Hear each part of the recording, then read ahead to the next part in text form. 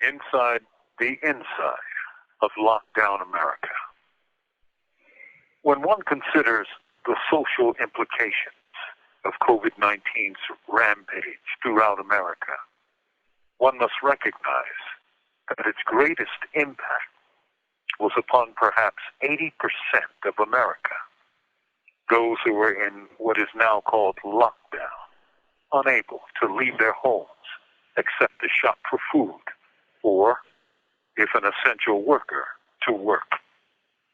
Millions of Americans had an intimate opportunity to experience lockdown, which for singles or some elders was a strange form of solitary confinement. For many people in America's prisons, general population, also known as mainline, became close to solitary confinement. For prisoners, jobs, education, recreation, and gyms became shuttered areas off limits to people deeply habituated to daily or regular access to such activities. As for solitary confinement, it was this in large strokes.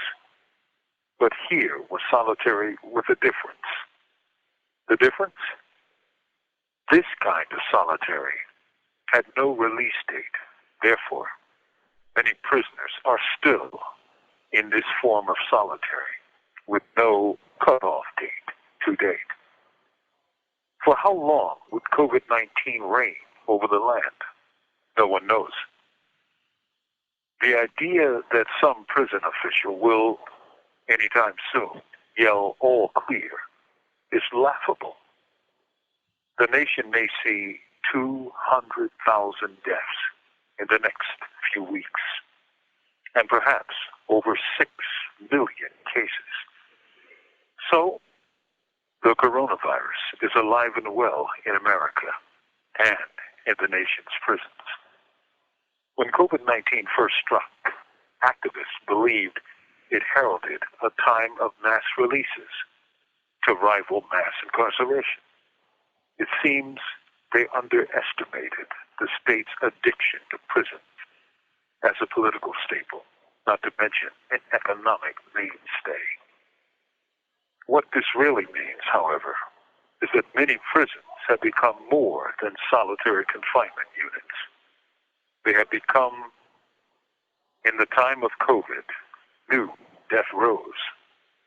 So the question is not how many folks will get sick, but how many will die. The fear, anxiety, and distress is off the charts. For Prison Radio, this is Mumia Abu Jamal.